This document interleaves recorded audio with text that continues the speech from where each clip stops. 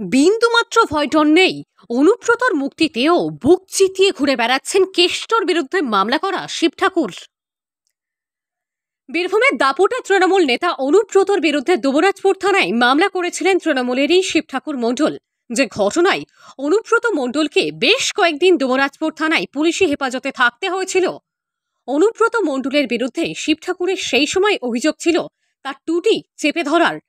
আর এবার সেই অনুব্রত মণ্ডল সিবিআই ও ইডির গরু পাচার মামলায় জামিন পেয়ে বীরভূমে ফিরছেন। এমন একজন দাপুটে তৃণমূল নেতার বিরুদ্ধে অভিযোগ করে তাকে থানায় ঢোকানো, আর সেই দাপুটে নেতার জামিনে মুক্তি অভিযোগকারীকে কিছুটা হলেও ভয়ডর তো দেবেই। কিন্তু শিব ঠাকুর এসবে ভয় পান না। তিনি এখন ভয়ডরহীন ভাবেই ঘুরে বেড়াচ্ছেন নিজের এলাকায়।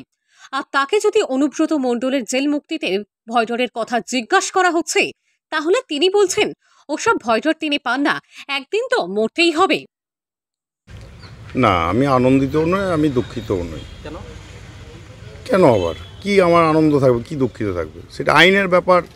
আইন করেছে, বেল পেয়েছে আইন থেকে। কোথাও কি একটা ভয় কাজ করছে আপনার? না, আমার ভয় বলে কিছু নাই, ভয় আমি করি না। মানুষকে তো একদিন তো মরতেই হবে, ভয় বলে আমার কাছে কিছু নাই। কীভাবে দেখছেন তাহলে? দেখার কি রয়েছে, এটা বেল পেয়েছে। আমার কি ভয় থাকবে? আমি কেন ভয় করতে যাবো? ভয় থাকলে আমি ঘুরে বেড়াতাম। আপনি কি যাবেন ওনাকে দেখা করতে? না, আমি এখন কি নিয়ে যেতে পারবো? যাবেন না? না। কেন? কেষ্টটাকে ভালোবাসেন না আপনি? কেষ্ট থেকে ভালোবাসার সাথে আমার কিছু আমি যে পার্টি দল করি, দলের সাথে আছি, দল তো দীর্ঘদিন ধরে করি। তবে বিরোধীরা বারংবার বলছেন অনুব্রত মণ্ডলের তিহার যাত্রা আটকানোর জন্যই 2022 সালের ডিসেম্বর মাসে এমন নাটকে অভিযোগ করেছিলেন শিব ঠাকুর মণ্ডল। সুতরাং তার ভয় পাওয়ার তো কিছু নেই, বরং কেষ্ট এলে তার আরও প্রমোশন হবে।